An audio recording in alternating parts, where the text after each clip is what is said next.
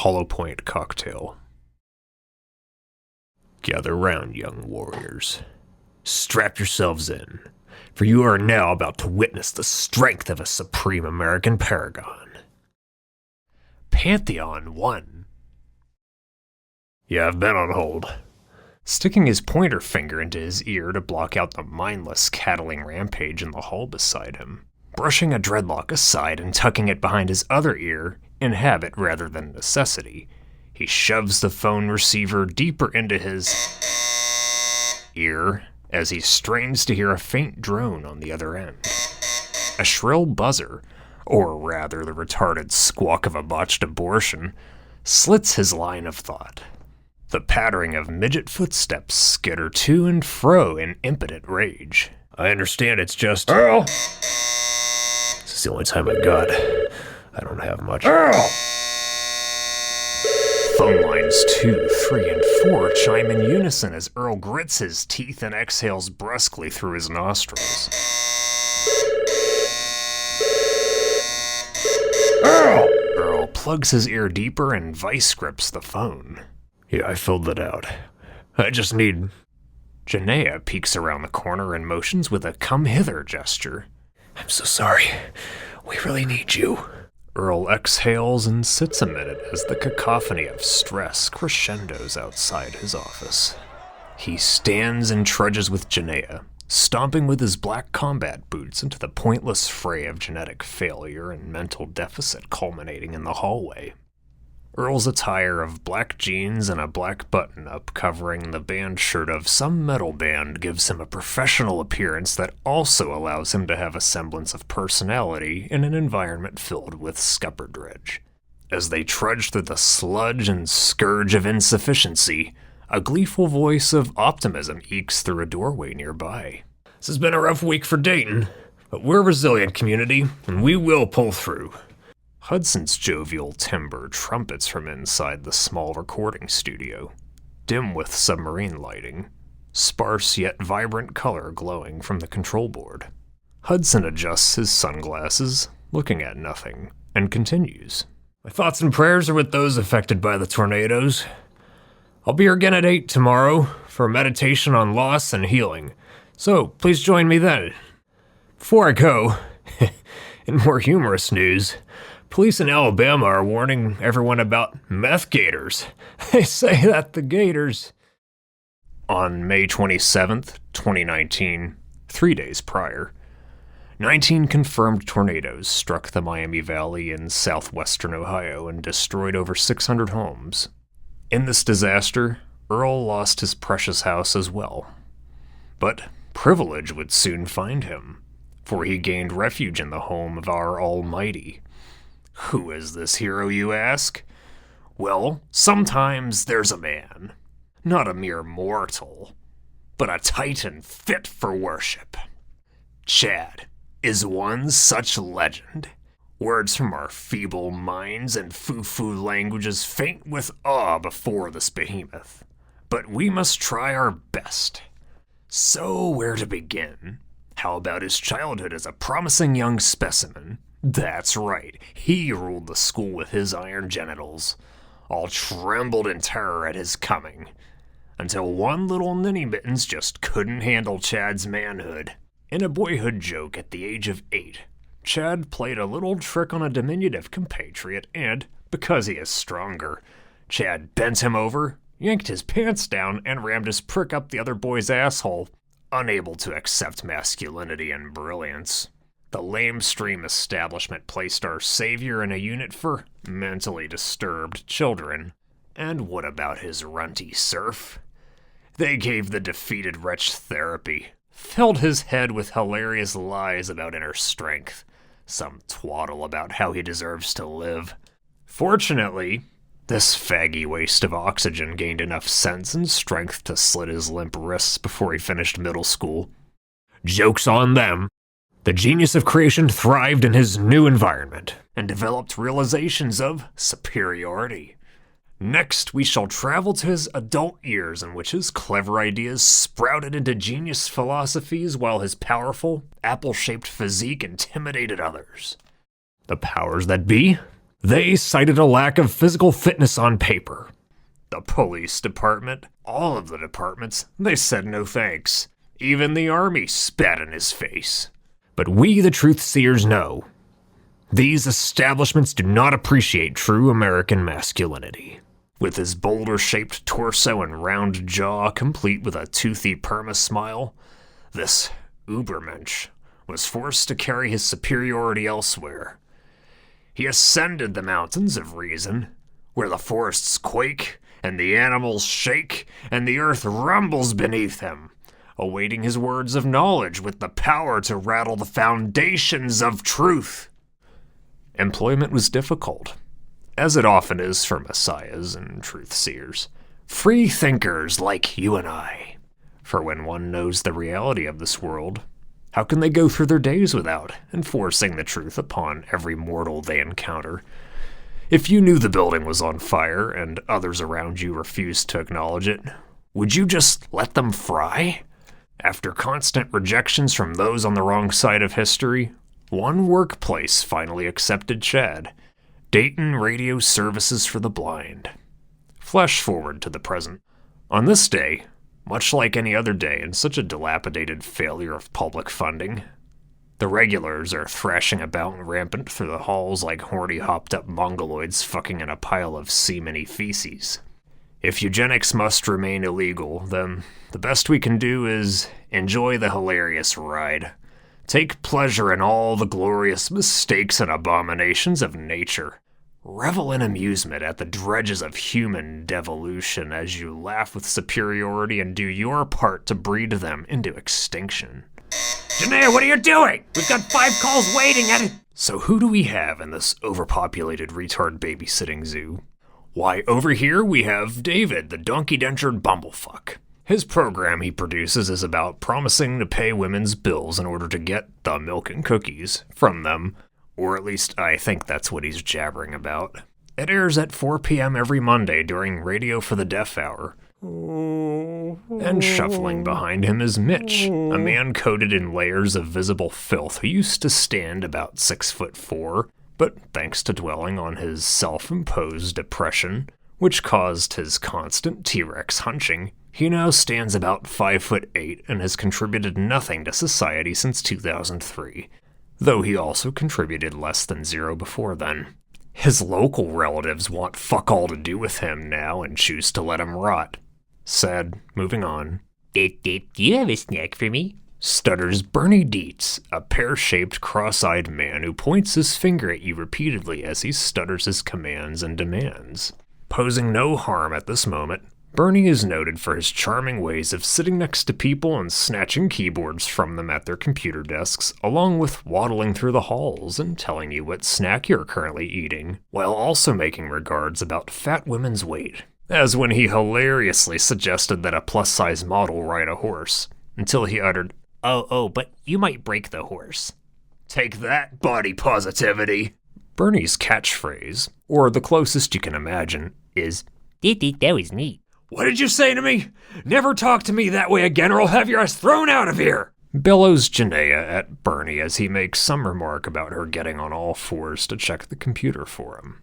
With her plump yet muscular ass, long solid legs that go on for miles and her firm, brushalicious breasts, Janaea is truly something to behold. As beautiful a specimen as a mulatto could ever be. Unfortunately, she is also brainwashed to believe that women are equal to men in every way, though she probably would not go to war if another draft ensued. For this reason, the human god of all creation, Chad, has not attempted to ravage her glistening cunt. He knows good and damn well that she would make some remark about her body being her own, or whatever the modern vernacular bemoans, and would deny him the prize of her half-bred pussy in all of its glistening glory. Why aren't any of the mics working? Earl, get in here now! Did you see this? A white cane taps and rolls along the floor, gracefully circumventing the stampeding tards on parade, as Hudson holds a hand to the wall and balances himself for posterity. A black Santa Claus of a man whose penchant for storytelling and gumption for knowledge makes up for his genetic hilarity. Just being in the same room as him seems to have a healing power. Even without his sense of sight, Hudson has a striking sense for current events. So much so that one must wonder if he can sense happenings in the world before the news outlets leech onto them and spread their lies for dollars. Earl, get in here now! Did you see this? I'm trying to help these people here. Would you get out of my face? Hey, don't talk back to me like that! And whose caterwauling yelps have been rudely interrupting our sermon? Why, it's the runt of the hour, Bonham. Before he transitioned into Bonham, he was formerly Stan Hoyasowska, a late-night news anchor in Philadelphia who achieved minimal attention and anti-success, until a most unfortunate rumor involving a gerbil spread like syphilis. Soon after, his fat-jowled glazed ham head, beady eyes, and perpetual constipated fury were the face of hilarity throughout the city. Stan had to relocate to a new city with a new identity, hoping to hide the gerbil shame and start fresh. On this day, he manages Dayton Radio Services for the Blind, or at least the title on his door reads Administrative Executive of Supervising Activities. In spite of that, Chad, Earl, and Janaea carry all of the workforce burden while Bonham, needing to feel like he is anything, creates an environment of septic malignancy and ruptured bowel energy just to create more needless busy work in an already swamped work zone. A bottle of Glenlivet pours its smooth bronze finish into a crystal glass. The glorious trumpets and the brass interlude of Wagner's Entry of the Gods into Valhalla storm through the speakers of the palace chamber, assuring Earl of his place of honor in such a kingly domain. So you lost it all. Chad finishes pouring the Glenlivet into the glass as Earl grips it gently and sniffs at its fresh first notes. Do you have any idea how privileged you are? So many of those out in the rat race out there. Why, they don't even have friends. You have one who provides. Earl takes his first sip. I don't really know what to say. Chad smiles in anticipation of his verbal reward. Thanks for letting me stay. You're always welcome in my holy palace. Friends and companions in battle are always welcome in such a holy place of valor. Truly a dream of a vision for virgin eyes. Shelves upon shelves of leather-bound books encase the study while a blazing fire sizzles in a brick fireplace, casting a warm glow and toasting their feet as they rest close by upon red velvet chairs. As Earl sits quietly, sipping from the glass, Chad brandishes a MacBook Pro laptop and opens an internet browser. 'Cause of his gifts, our Redeemer is often forced to tell every person he meets about the fallacies of their experts in which they stupidly trust. The handful of experts he recommends, fellow truth-seers like you and I, are often met with laughter and scorn. Flimsy intellects scoff them off as quacks or hacks. But in an act of love and respect, Chad finds himself obligated to educate Earl on the true ways of the world through the most accurate online journal, Truth, Not Opinion. Beneath the title is a dastardly, hook-nosed merchant with curly sideburns rubbing his hands together as he snarls. On the other side is a bronze sculpture of an Aryan warrior of perfect proportion and build, decked in medieval battle gear, brandishing a sword as he faces a reptile of unusual size dressed in a suit. News of the world. The real stuff. Not that fake bullshit everyone's pushing. Earl sips more scotch and sits in silence, gazing at the wall as he drains the last droplets of scotch into his throat. Oh, please, allow me. Chad cuts in with the scotch bottle in hand and pours more into his glass. Earl continues to sip, looking ahead in a sleepy, slurred slump. Recently, police in Loretto, Tennessee have warned about the presence of meth gators in Alabama. You know what this means, right? It's the reptilians. Not the elites who infringe upon our civil liberties, but a lower subspecies, not fit for elite status, yet dangerous enough to prey upon us. Earl nods as he sips and begins to tap his foot, shuffling a bit more in his seat, as if he was focused on something elsewhere outside of the Hall of Knowledge. We know what's really going on in this world. Now we must act. No match for Chad's bravado, Earl continues to sit in dull silence. Don't you care about anyone else besides yourself? Unable to handle indisputable facts, Earl has always been extremely rude in the face of truth. May 30th, 2019. I watch my every move, every word, every decision. I refuse to let anyone hold my words against me. My responsibility for myself is my own. 2 a.m. now. Figured I'd try to write something, but I can't fucking concentrate. A few years back, Janaea suggested I write when I can't sleep, so here I am. Chad's pacing around in the hall again, muttering to someone. Himself, I guess? He always talks like he's on the phone, even though nobody talks to him. He sure talks to you, though. About what? Who fucking cares? But he will make you his audience if you don't shut him up first. I appreciate him inviting me here to stay, but if I knew about the dead squirrel stench from the trash and the rotten cheese shit smell from the toilets and the weird sticky fluid on the sofas, I would have reconsidered. I doubt the murder motels near my work are this grimy, though they do have bed bugs, I'm sure. How do I know this bed doesn't have any? After all, this is just a small mattress that happens to be in the corner of a spare room for all the junk he doesn't want to think about. I can't stop thinking about the job. Should be a nice, wholesome place, but it's run by the most hot-headed midget piece of shit, and it all trickles down from there. You treat it like $1 million high-risk operation. The stakes couldn't get any lower, you fucking imbecile! All that fucking headache for what? So you can act like you have genitals? You're like a war-hungry general in peacetime, like Robert Duvall's The Great Santini if he was an anti-charismatic piggy-headed schlub.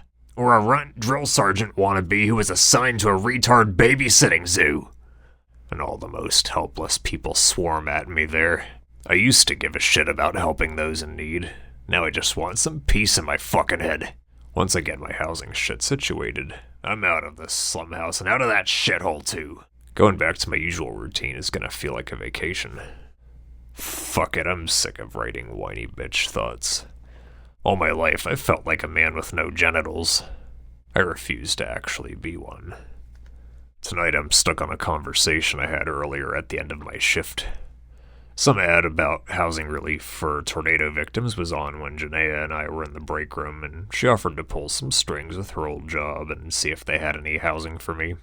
She asked about the condition of my place, how much they could save, and I was honest. 1 bedroom, nothing else. Most of my stuff's gone. Most of my dad's stuff, too. There was a silence between us. Not sure how long, but I felt very comfortable with her again. Not thinking, I held her hand out of reflex. She pulled back and said, "Don't. I live in the past. That's my problem. I haven't faced the present unclouded in I don't know how long. Any chance I have to numb my body, I take it. I'm trying not to dwell on the present anyhow." I left work a couple hours early to stop by my house. What's left of it, that is. The front half is flattened like a pancake of splinters and spikes, so I crept in through a gaping hole in the back, by the kitchen. Like a middle finger, the old fridge is still standing in place. That thing has been there as long as I can remember, but everything around it is a scattered melee of wood beams and planks and nails and broken drywall, aside from the wall in the middle where the oven still stands. The analog clock on the stove, which I can remember well from days long gone helping my dad make dinner, sits stuck at 7:45. Somehow, the only room left untouched is my bedroom. I was able to gather up some childhood things I've long kept in a box. Some cards from my parents upon my birth, a few baby toys I hardly remember, some Jurassic Park and Independence Day toys I played with all the time, a few stacks of pictures from trips to Florida in the 90s, a Christmas-themed Taco Bell dog toy from the late 90s, a few foreign items I can barely recognize, 3 pictures of my mom, the only ones I've ever seen.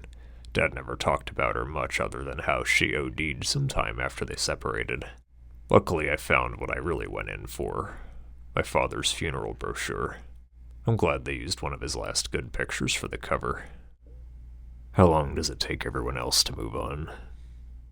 I guess 2 years isn't enough for me. Pantheon 2.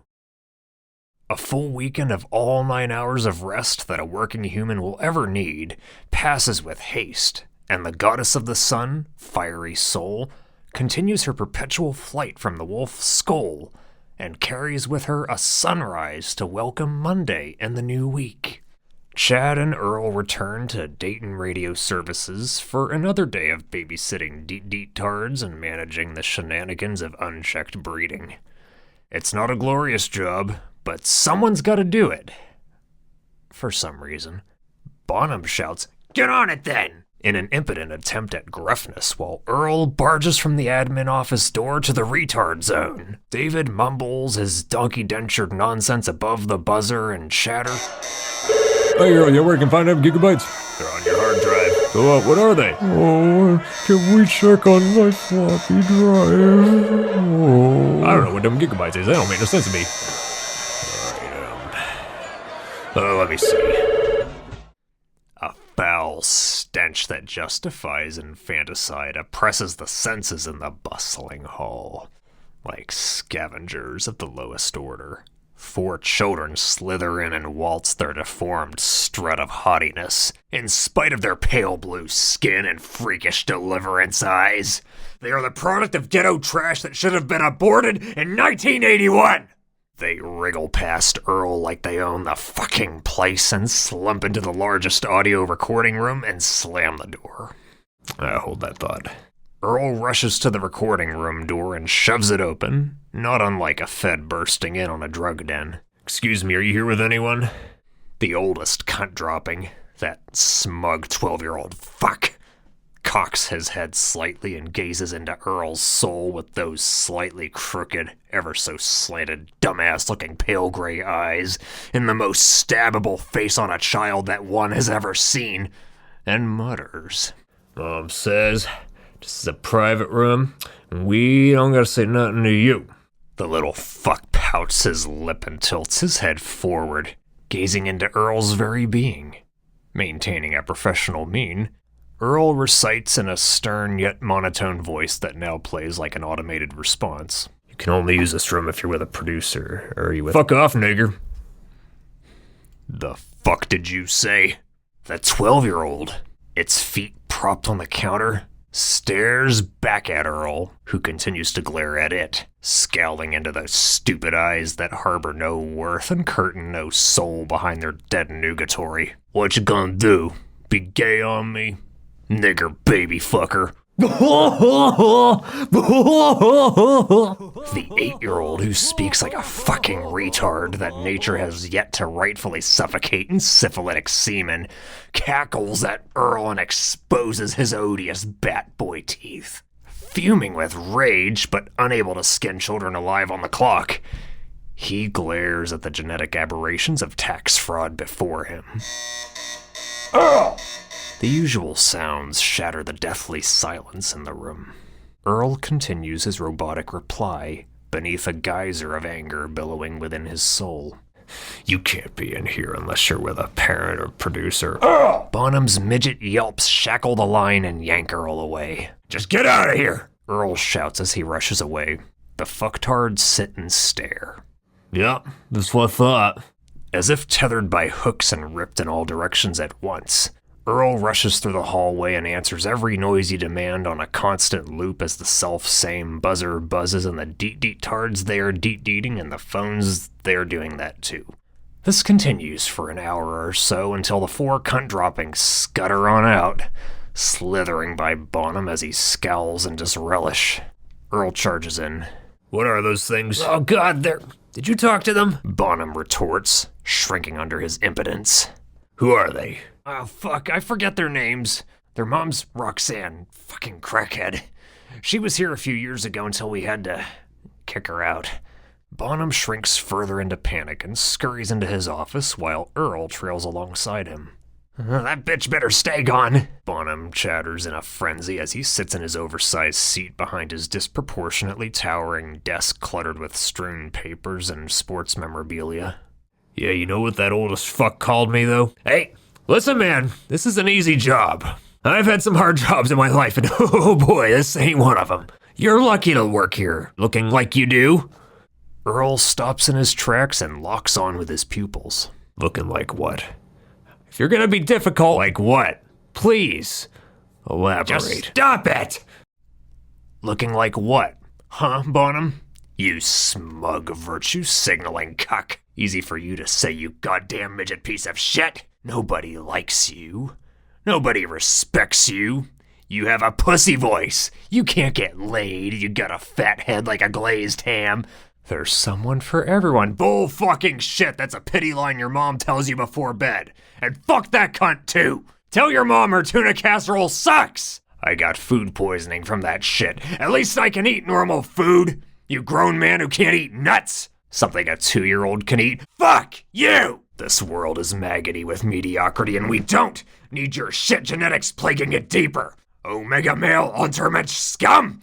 Jesus fucking Christ, you suck! Orange redscapes of billowing clouds and dark hues smother the sky as dusk blankets the land. Gliding down the road, Earl smokes a cigarette while his usual tense demeanor slumps into a daze as he gazes at the deep shades of color before him while something from Tangerine Dream radiates blissfully through the speakers. Darkness descends and the music fades. He pulls into a left turn lane and stops at the traffic light, buzzing red in the still of the night. Metallic rumbling overpowers the ambience as a green hatchback Jeep, no license plate, swerves into the middle of the intersection, stops, then reverses into his lane. What the fuck?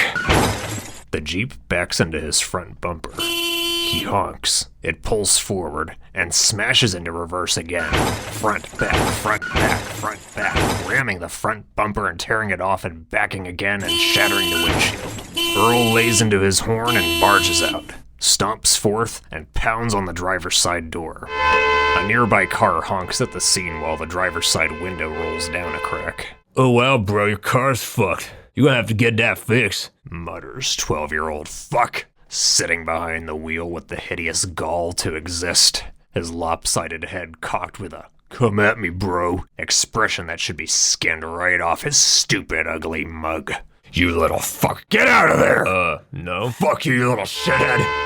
Another car nearby joins in by blaring its horn at nothing like a worthless dog barking at existence. You better get away from us. Show me your insurance info. No! Stay there, fuck! Get your goddamn insurance, you! Fuck off, asshole! I can't do that. Mom said I'm not supposed to drive. The Jeep speeds away as the horns blare. Through the rear window, the 9 and 10-year-old peer through and stick their tongues out while making silly fucktard faces. 8-year-old bat boy fuck flips his middle finger and bares his hideous teeth while guffawing, dead to his senses. Earl stands by the wreckage as the same cluster of botched abortion motorists continue to lay into their horns which honk like retards at the zoo.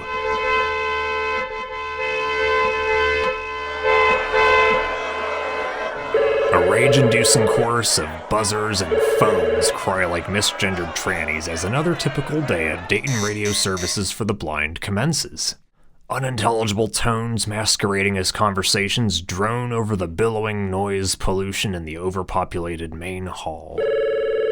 Earl is standing in front of Mitch and David, both of whom are jabbering at him while Janaea and Chad are preoccupied helping a stack of chattering blind midgets in the far corner. I could try to describe more for you, but the fucking phone keeps cutting me off. One at a time, guys. Make it quick. Oh, I don't know how to. I was trying to figure out how to get the milk cookies from that midget. Christ, fuck. Hang on, guys. Hey man, can you show me how to submit these again? Sure, I'll be right there. Enter the god's most horrific abomination. A greasy-haired woman, 3 months pregnant, decked in grungy rags, stampedes through the front door into the lobby. Oh, hey, I also want to figure out. Now charging up the hall, Earl has a clear image of what filth has entered the domain. Even lowlier than a rapist Jewish tank engine with a human face mask. This snarling, fanged thing lunges at Earl faster than a shark. Why are you discriminating against my children? Shrieks a heroin-soaked rasp dunked in a barrel of crack. I'm not. Why did you swear at my children? They ain't do nothing wrong. You They just finished? sit here and do what they do, and you can't treat them that way. Chad, in pure awe and absolute horror, sees the truth before him. A reptilian face plastered upon this horrid thing flaps its gator jaws and spews its vocal bowel movements. Mitch, David, and Hudson stand in an uncomfortable crowd around the debacle. You a public facility and you receive public funds, so the whole public have every right to be here. Ma'am, you were interrupted. All kind of people being here ain't doing no work, but my boys You come need to in leave the and they buil- get picked up by an adult who uncomfortable with young white children. They came home crying. If someone wanna fuck with me, that ain't problem, but when they fuck with my kids, This altercation that would never happen if the average person was not a waste of oxygen who should drown repeatedly in the blood of their children is disrupted when Bonham rushes through the admin door and scurries in. Hey, everything all right out here? Hey, ma'am, why don't you come to my office? Bonham sits in the cushioned chair behind his desk as Roxanne paces while raving like a spoiled cunt who was not beaten hard enough as a child. I can't believe my boys get treated like this in here. Ma'am, we have rules regarding memberships and unaccompanied minors. Crying in the middle of the night because of gunshots outside. Earl did his job and he had the right You to a tell him public to leave. facility and you receive public funds, so the whole public have every right to be here, and my boys will be here. So does Waste Management. Why don't you send them there for free babysitting while you pump out another? And what are you gonna do about your employees swearing at my boys? When a group of young white boys go public to hang out, they always be discriminated against. It's because they're young, white, heterosexual males. I don't know, that oldest one seems kinda faggy. Roxanne's yellow eyes widen. Her cracked lips tighten like an unraped sphincter. Big talk from you, Mr. Gerbil. What are you talking about? I'm from Philly. We all knew. Thought you could escape it in Dayton, huh?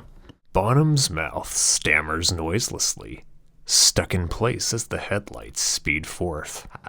Now, my boys will be here. If you even in the building when they choose to come, I'll go to the media with that gerbil story. I'll have the little ones say you fucked his ass. I mean, look at you. Bonham shrinks below his desk as his piggy pig face trembles and closet kidfucker stammers. We understand now? She cocks her head as her Gollum-esque grin spreads across her crocodile mug. Before a white wall in the parking lot, Earl stands and smokes while listening to a metal song on his phone, something from Woods of Ypres. Roxanne shoves past him in a huff and clomps her oversized hoofs as she tramples away. Bonham steps outside and shoves a cigarette into his mouth as his pudgy hand trembles with the lighter, missing the cigarette with each shake. Earl flicks his lighter and slowly holds it to Bonham's cigarette as he puffs with rapid lip smacks in between whole body tremors. Everything good now? They ain't allowed in here. You took care of it. If they come back here, you gotta lay down the law. You want me to play security? That's not in my job description, you know. If they come back, I expect you, the paid staff, to make them leave. Bonham sucks hard on his cigarette as he growls to himself, shaking his jowls while his beady eyes flare. Do you mind explaining why you were swearing at children? Earl sinks into the luxurious passenger seat of Chad's 2009 Hyundai Chariot as the neon flash of city lights flurry by the window, creating a hypnotic streaking glow inside the cabin. An unwelcome silence hangs in the air as Earl zones out, glancing through the window and breathing calmly in a weary daze as the scenery passes by. Chad glares ahead, staring past the neon jungle and into the abyss of wisdom as he postulates their next gambit. I think she's one of them. The meth gators. June 5th, 2019. I've certainly had better nights, especially any in which I didn't have my car wrecked, reverse rear-ended, and didn't come face to face once again with the fucking micro-dick sack of shit cop whom I took to court 2 years ago after he followed me for miles because I was on the road at 2:30 a.m. and then pulled me over before I left town and tried to pin me with a DUI, insisted I was drunk, verbally harassed me, clearly hoped I would strike back, and left me with a bullshit ticket. I forget for what now, but I took his dumb ass to court and lost. One of his buddies pulled me over again not long after that, insisting I was drunk again, but this guy just let me off with a warning, so I should be happy, I suppose. Guys typically don't get off with a warning. Coming face to face with the cop who started this once again tonight reminds me how much I'd like to drive his jawbone through his brain for wasting my motherfucking time! That baldy-headed walking penis-looking motherfucker. Probably can't get it up anyway, and if he does, what's he gonna do with this 3-inch prick? I'd like to see a 9mm penetrate his skull and blast his worthless brains all over the street. Better him than another civilian. I bet he fantasizes about killing a black man and getting away with it too. I won't let him if I have anything to do about it. If he has a kid, I hope that kid hates him for being a fucking pussy, and if he's married, I hope his wife fucking berates him for not fucking her like the real men she fucked before him. Fuck this whiny bitch shit. Oh, you had an annoying time in court with a cop. Who gives a fuck? Lots of people in my shoes are fucking dead. What's my excuse? I guess that hot redhead I used to talk to is right. I'm not gonna take it well when life really fucks me. It's 2 a.m. I'm finally hungry. I don't eat this late. No food after midnight. Gremlins rules. That's what I told myself when I started this. They ask how I stay fit. Basic fucking discipline, that's how. I'm finally approaching 30 in a few weeks, and I'm glad I kept my body in check. When I was about to turn 28, I suddenly realized I will no longer be young. I felt like no matter what I did or didn't do, I would be some level of out of touch, irrelevant. Just an ordinary guy. Nothing special. We all love to think we're unique and brilliant. And most of us really believe that when we're 19 or even 25. Once you're 30, you're on the starting path to old. I should just be happy I kept my body in check. And I've got a full head of thick hair. So many guys my age now are already fat, balding schlubs. It's pathetic. 30 isn't old anyway, and if it is, so fucking what? I always liked talking to quote-unquote old guys more than the kids my age. I was always fascinated when my dad's buddy Willie told me of the cool stuff he saw firsthand upon release. Dolomite, Coffee, Earth, Wind, and Fire in 1973, the Ohio Players sometime in the late 70s. Of course, being in Dayton, if you throw a stone, you're gonna hit one of two things: a former member of the Ohio Players or a relative of one. Well, shit. My mind's a blank now. I've barely eaten all week, so it probably doesn't matter if I eat something this late. I'll never understand how people get hungry when they're stressed. Adrenaline suppresses appetite, and the thought of food makes me fucking sick lately. It was a mistake to drink so goddamn much tonight. Janaea always got on me about that. No fucking shit, I drink too much, you've got no vices yourself? It wasn't such a big deal at first. Never a problem until my dad's final days. That last month, in and out of the hospital, until he took a trip he never came home from. What did you expect me to do? I guess I can't blame Janaea too much after all the shit I dragged her through. I accepted it when she broke up with me. But I keep thinking of how it was in the beginning, 2014, when things were simpler. Things were fine for those 3 years until the end, unless you count the time we started to not fuck as much. When was that? 1.5 years in, maybe? I never pressured her or forced anything. I respected her space when she wasn't feeling it. Even if those times lasted much longer than usual, there were times we started to feel like an old married couple. And a couple in their 20s shouldn't feel that way. Of course, at the end, when I was in hell, it was suddenly a problem when I wasn't in the fucking mood anymore and wanted to just sit and drink. I've choked back so many tears I should have just let out instead. I probably should take more time for myself anyway. It's been a while since I cried about her at all. I see her just about every day now, so it's not awkward anymore. Just routine. She'll always be part of my life somehow. She's the one who got me that job, so I knew what I was getting into, and she must still feel something if she's willing to put up with me. She gave me 3 years, and way more chances than she should have. Enough was enough by the end.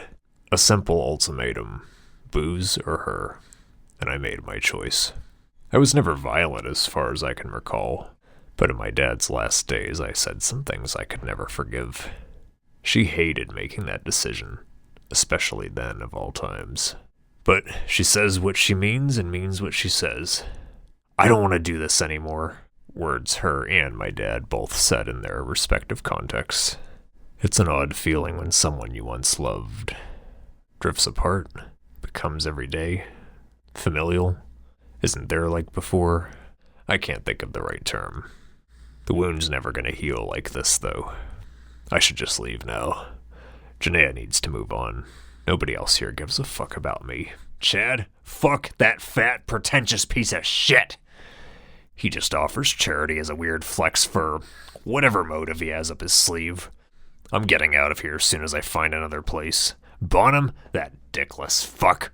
All those retards at work, fuck 'em, I've had it. Well, I take that back. Hudson's awesome. The other day he even gave me some helpline numbers to call for housing. Poor guy can't even see, and he's doing all he can. A true saint if I ever met one. I keep drifting back to Florida. In the mid to late 90s, my dad and I used to go to Destin every summer. We'd stay at the house that his sister had along the bayou, go for rides on the boat, see a few beaches. Feels like another lifetime now. I can't imagine such a carefree life anymore. I felt so light, so excited about everything. Those pristine white sandy beaches, the fresh salty air and the sun baking down on me as I swam in that clear blue water. That must be where my love of being in or near water came from. Few things are more therapeutic and healing in this world. There aren't many pictures from that time anymore, aside from a few that I gathered in the box. Luckily, I'm blessed and cursed with the best memory of anyone I know, so I can go back to those days in my mind anytime, though some of those images have been a little hazy lately. Certain smells bring me back right away, certain sounds too. That song, Circle in the Sand, takes me right back. I must have first heard it when we were there. Either way, as long as the pictures stay, if I can cling to anything that takes me back, even for the shortest glimmer, I'll feel some sliver of what I once had. I've got nothing else now. Pantheon 3. I can't find that number. I don't know where to look for that now.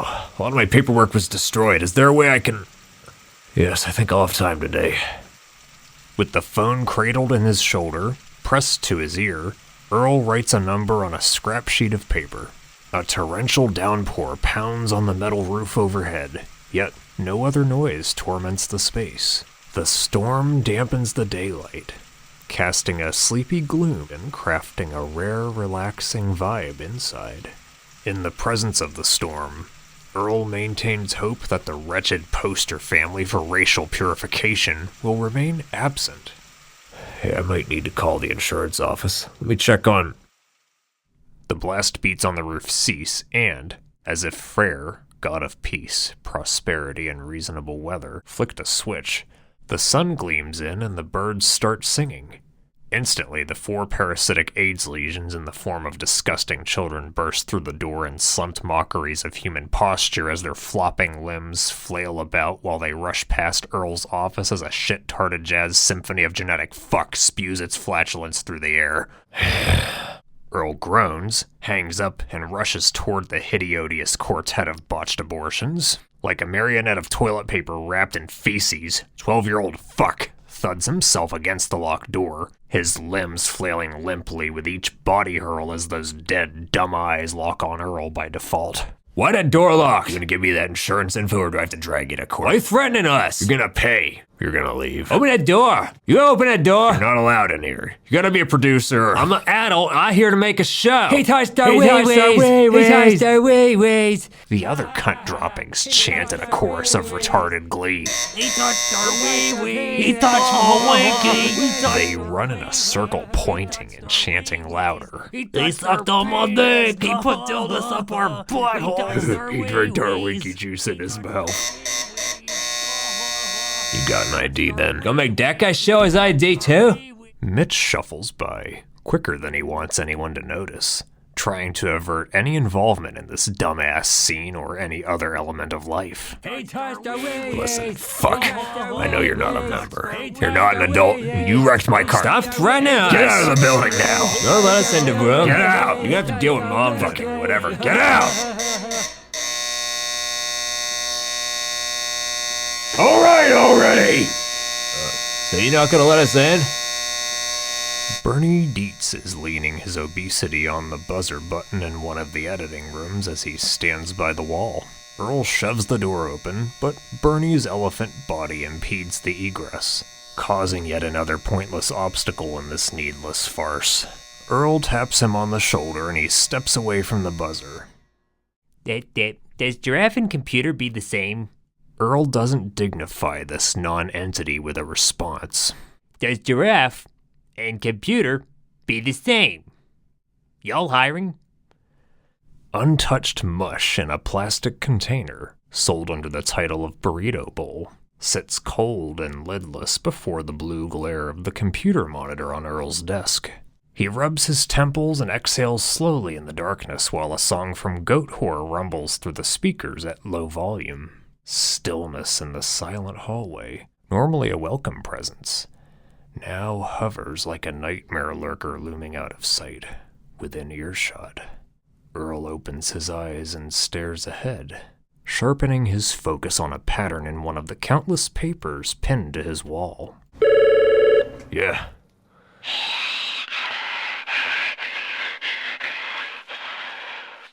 Hello? What you doing, boys? Roxanne? You will regret this. More groans and gasps, sounding more like a meth head imitating a gremlin than anything that is now or ever has been human. What a horrible creation of the gods. Which one of you claims responsibility for this? Answer me! A metallic click and flick of a lighter, and the flame sizzles and glimmers in the unseasonal gloom as Earl lights his next cigarette by the white wall in the parking lot. He puffs and exhales with a sigh, glancing side to side, surveying the empty roads nearby. No cars in sight, save Chad's illustrious chariot parked by the entryway. Summer sounds of evening, which usually resound in a chorus of crickets, birds, and toads, have ceased their song on this night, as if they too notice a foul presence. Black clouds drown the sky and suffocate the twilight glow as gusts billow and a factory whistle howls. He shifts his eyes to a tree branch jostling in the wind and takes another drag from his cigarette as it smolders like a torch in a cave. The whistle carries on, growing to a rhythmic, chanting moan as it hums alongside an eerie ambience. Is it the wind? Another factory? Nonsense. 'Tis but an admonition. Earl looks to the sky and recoils. The sinking sun bears a reptilian face that grins down upon him, revealing its fangs in a demonic sneer as it slumps into the horizon while the shrill chorus of ghostly moans echo through the air and its penetrating eyes linger, peering down from behind the nearest rooftop. The last sliver of light passes into the ethers of the night. He locks their office door and speeds up the hall, flicks a switch and douses the light in the volunteer lounge. As Earl rushes past the locked editing rooms, Chad walks to the lobby and, as if hitting a wall of stench and failure, stops. Earl? His boots echo and squeak on the vinyl floor, and he too halts in place, building up an attack stance. Ma'am, we're getting ready to close.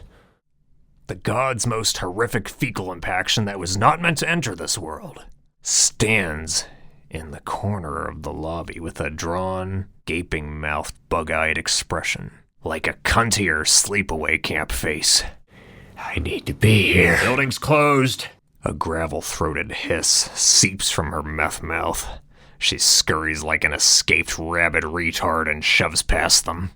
You close at 9. 8:30s are shutdown time, we You don't— close at 9. Her head twists and her repugnant, tight-lipped glare snarls, and she rushes to the volunteer lounge, turns on the light, and scampers to the corner.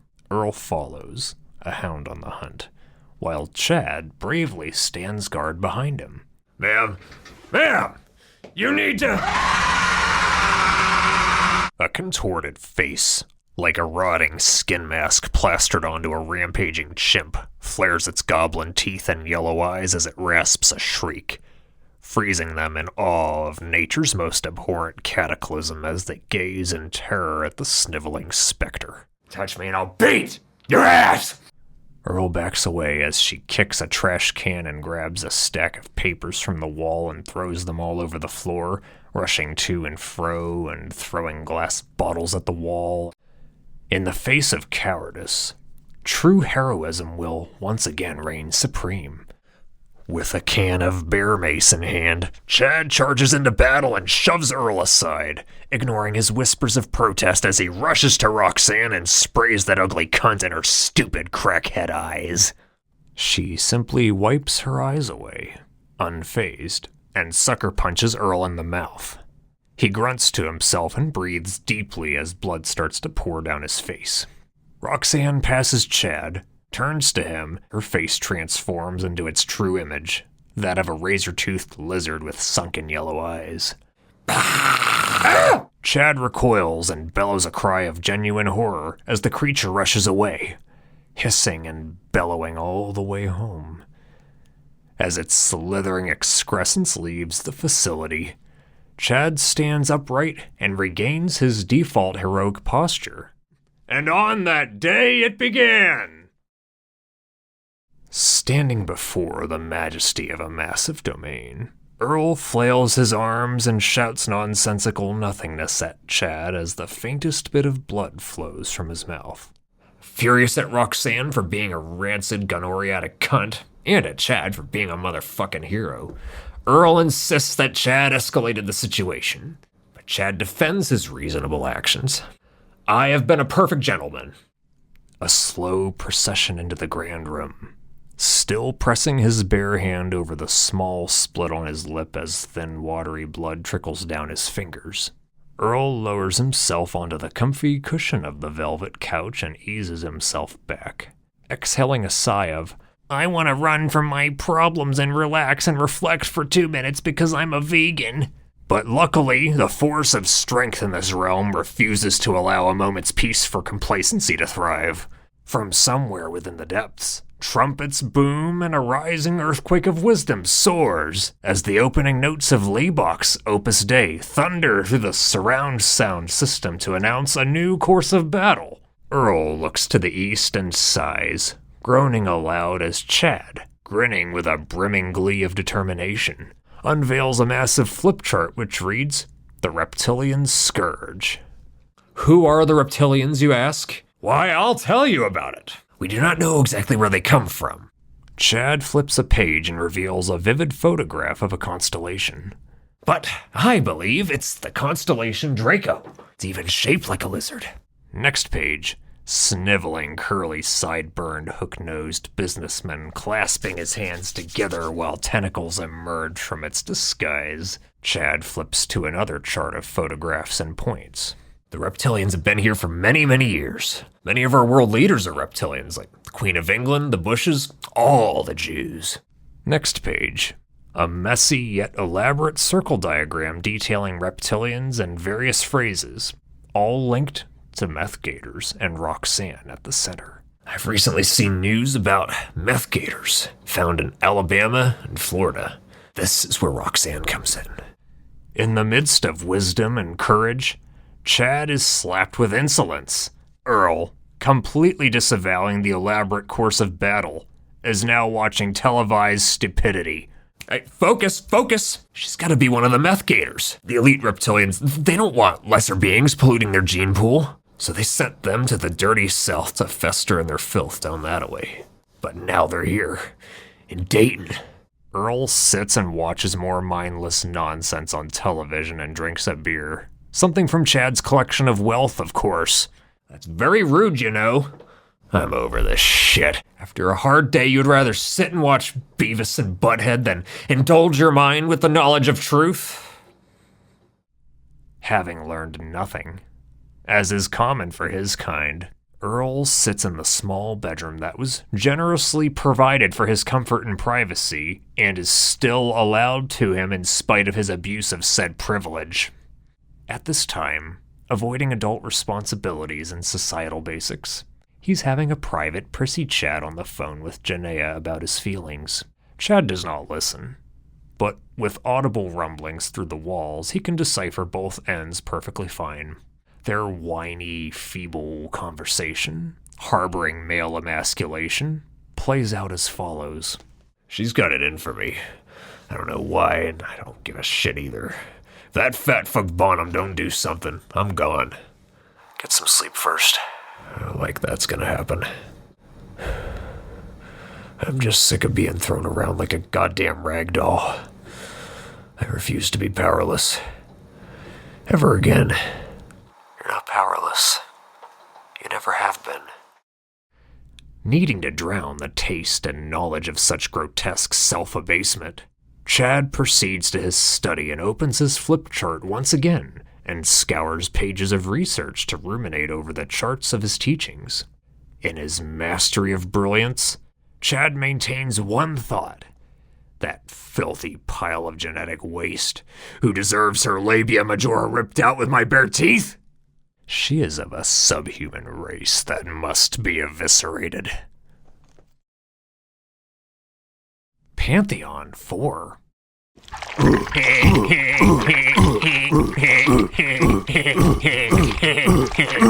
Bolshoi veiny cock pounds and tears the meat curtains of a glistening thread-worn skank snatch. Roxanne lies on her back as Osman, a muscular yet sickly-looking man with junky veins, an unevolved Neanderthalic face, Dumbo ears, and shitty tattoos of the lowest order covering most of his body, fucks the shit out of her. She moans as he continues to ram his square cock in and out of her cunt as she moans while the juice flows from her labia while the AIDS fart rumble of trap music oozes in the background, practically rattling the jizz from the jaundiced walls of poverty encasing the scene. With surprisingly shapely breasts and long legs, she has a passable body. Or at least she would if she weren't a genetic excrescence currently harboring a future tax leech. Osman grunts and thrusts harder and moans deeply as he shoots a load even greater than his average heroin dose into Roxanne's cunt. They moan in ecstasy as they come simultaneously and thrust their finishing hip blows together before they hold each other tightly. He pulls his cock out and a glue-like spatter of cum seeps out of her pussy, slightly sticking to his cock, which pumps out a last drop that Roxanne laps at like a dog. Bag, that was swell. The 10-year-old shithead peers through the doorway with his prick in his grip as his dead eyes watch the scene. He strokes his prick, not knowing why, but just that it feels right, even though it also feels like he has to pee. Concluding her dick appointment, Roxanne reclines into a slimy, chewed-up yellowed couch, her eyes glazed in ecstasy. Osman plops down onto a pile of ancient porno magazines, greasy bags of month-old fast food waste, and empty booze bottles smothering what was once a couch covered in used syringes, and then holds a burnt-out crack pipe to his peeling lips and lights it and takes a hit. He slides his oversized elephant hand into his pants pocket and flings a white baggie of heroin at Roxanne. It hits her in the chest and she picks it up as a glimmer of joy sparks in those eyes long deceased and she sinks further into the chair. Osman, the man of the hour, or at least that's how he feels. Because of his towering height and muscular frame, impressionable women of feeble mindsets might find him attractive at first glance. In actuality, he is a pickle-headed Untermensch whose admittedly large muscles resemble rock-like tumors rather than bulges of human triumph. If that doesn't sway them, said women will likely change their minds about Osman once they notice his shitty tattoo sleeves that resemble something one of his cunt droppings doodled on him during a smack nap, or consider that he might be an offshoot of human devolution rather than a missing link. A song by Molchat Doma, Kletka, rattles in the background from somewhere in the bowels of this dilapidated crack motel, closed to the public, but as active as ever on the inside, with many of the walls hollowed out to create the pretense of an open living space. Next to a pile of dust and crumbled wall debris, 12-year-old fuck slouches in a cracked wooden chair by a stack of AK-47s, AR-15s, and other such rifles lying where a kitchen table normally would. Trenton sits in the wooden chair beside him and says nothing while murky smoke wafts from his cigarette. In a gargled attempt at human speech, 12-year-old fuck mumbles something unintelligible. Trenton averts his blank gaze beneath wrinkled eyes, adjusts his black beanie, and utters a Slavic troll grunt as he raises the long sleeve of his stained black hoodie and claws at a bleeding injection wound on his veiny forearm. Preston, a mute chode of a man, patchy red beard and greasy, tightly bound ponytail upon his meth head mug, sits before sacks of various drugs and plays a round of Russian roulette with a .357 Magnum, while the other cunt droppings watch with Antissa. Click. Empty. A disappointed scowl floods Preston's mug as he twirls the revolver in his hand like a junkie cowboy and holsters it. Osmond takes one more crack hit, coughs, and grunts. That one asshole still fucking with you. He awful. He threatened the boys, and when I asked him why, he... Phony sobs interrupt the facade. He hit me. More blubbering sobs, sounding not unlike the Cowardly Lion, bubble from her gullet as she conjures the greatest lie since 6 million Jews.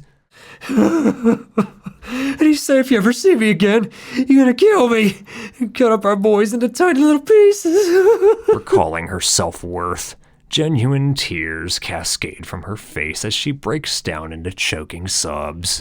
What the fuck? Where you at? I'll rip his fucking dick off. Roxanne pulls out her phone and scrolls. That's him there! On the website for Dayton Radio Services for the Blind, Earl's staff photo is presented along with his hometown, list of biggest suspected fears, food allergies, regular places of interest, and other personal details that are included for some reason. They sure give a lot of personal info on that site. Good. Osmond takes another hit from the crack pipe and prepares to speak. That is, if you count his mumbling, retarded caterwauling as any sort of human speech. I was thinking, how do people think they get away with this shit? This fuck should be happy he got to talk to real queen, and that how he treats you? Roxanne sinks back and looks away, mournful. I think Mom and Dad wanted a better life for us. Osmond lights the crack pipe and once more exhales the incense of non-success. Mom and Dad wanted a lot more for us. The 10-year-old slides across the burnt rag of a carpet, somehow avoiding the needles and glass, and for no reason at all performs a grotesque mockery of the moonwalk, showing no knowledge of or care in the world for his visage that looks like an odd police sketch of a person that no rational human could ever fathom exists. He kneels down and throws his arms high like a minstrel and flashes his toothless gummy grin. Roxanne grins to herself at this pathetic cry for attention. Bubsy, sweetie, go get your presents and we'll get out of here. Chaos reigns per usual in the halls of Dayton Radio Services for the Blind. Bonham's shrill, squealy Dan voice ascends beyond the needless clatter. If you just did your job harder, this would never have happened. Oh, cut that shit. Watch your mouth. Fuck you. This is cock shit, not a fucking bouncer. I used to work in a rehab facility, and if you can't handle... This is a radio station for blind people. Why are we wasting our time with this shit? Not your fucking security jackal motherfuckers. That's the job. Silence stands for a moment. Staring down, Earl aims low and flings his badge at Bonham's face and charges through the office door, fleeing into the main hallway as squealing pleas of, "Hold on, get back here!" dissipate into the rambling fucktard jumble. Earl rushes to the exit as Mitch raises a T-Rex arm and mumbles something at him while Bernie stutters in his direction. A swift shove and he's out the door, strutting into the parking lot as he betrays his responsibilities in his lazy dust. You can't just let her drive you away. Chad's reasonable voice booms through the palace and chastises Earl, who rolls his eyes like a teenage girl. I'm done with this shit, and you should be too. I know how the world works. He who would live must fight. You cannot back down now. We're in this until the bitter end. Come hell or high water. Bored and a pacifist, Earl sits in one of the velvet couches and begins drinking. If you hesitate, they will overpower you again. Get back in the fight, my man. We're gonna win this, but we can't give in now. He who doesn't wish to fight in this world, where permanent struggle is the law of life, has not the right to exist. No heart, no balls. Earl just rubs one of his eyes and exhales as he takes another sip of beer. Do not blow off my brilliant heroics! Earl slams his bottle onto the table and charges over to Chad, standing eye to eye, impeding his personal space. Fuck off! I'm not protecting my land or my honor. This is some bitch on a rampage because who gives a fuck? Earl paces back and forth, flailing his flimsy arms and feeding off his hysterics while glaring at rational, unshaken Chad. Fuck her stupid game, fuck her ugly cunt droppings, I'm done! Leave the shit in the past and fuck off! You know, I didn't have to open my home to you. Then what the fuck are you waiting for? Kick me out already! Straight-faced and iron-bound, Chad swallows his anger and gently, yet firmly, maintains sensibility. Just once, I'll let this go. Think real hard about what you've done. Maybe you'll learn to appreciate your privilege. Slouched on a concrete floor beside mounds of rubble and dirt, her dusty panties covered in grime, Roxanne straps a belt around her arm, slaps her vein, and slowly slides a needle in, missing the vein at first and pulling out gently as she pierces it. The sting of coming to nothing pinches her vein as the needle nearly stabs through the other end. She pulls the plunger, drawing her rotten blood, and once it mixes with the junk, shoots it into her scummy vein while her slithering parasites play in the other room. The 8-year-old walks in, and upon his entry, Roxanne begins to cry. Mommy, I hungry. Mommy, I hungry. The wretch of genetic corruption squawks. Roxanne continues to cry, sobbing harder. Mommy, I hungry. The thing once more utters. We all have that voice that tells us the world is a better place without you. In her case, that voice speaks the truth. Mommy, I hungry. Mommy, I hungry. Mommy. Roxanne bellows an agonized howl as the Mongoloidian chatter of Mommy, I hungry repeats time after time again, creating a course of failure that makes liberal arts majors everywhere feel useful. While Earl sleeps, the guardian Chad stands awake, ensuring their safety as one must during a time of combat. In a regiment of sitting at the sofa watching late-night TV and pacing the hall, Chad's thoughts draw him toward the only logical conclusion. Late-night news, usually fake propaganda. But in this rare moment, unbiased truth is broadcast to the masses. Well, this just in, meth gators are rampant all across the country, police say. They could even be your neighbors. The caption, Meth Gator, below Roxanne's repellent mug sits plastered next to the pallid, wide-eyed anchor. Mounting his 2009 Hyundai Chariot, Chad trudges forth into the dangerous land of the city of Dayton after dark. At that hour, it all began. The radio champions our hero of the night with the thunderous brass notes of Wagner's Rienzi Overture. Mile after mile, Chad observes the suburban paradise descend into urban squalor, block after block, complete with barred windows, stumbling junkie scum bumbling down the streets, decayed houses in desperate need of a paint touch-up, and yards of weeds long overdue for mowing. Though unaware exactly where Roxanne dwells, Chad spots a dilapidated motel just around the corner from Dayton Radio Services for the Blind, and the smell of bedbugs, jizz, and welfare funds give it away. This must be it. Chad parks his chariot on the corner and marches along the walkway, passing rows of rusted metal doors until he reaches the end of the parking lot. Outside of a jungle green hatchback Jeep lurches Roxanne, that gangling creature, gathering supplies for who cares what. Marching forward, Chad sets his sights on Roxanne, who looks up and recoils. Who dat? What, you wanna fuck with me too? Chad stands before Roxanne's slithering filth. Get out of here, bitch!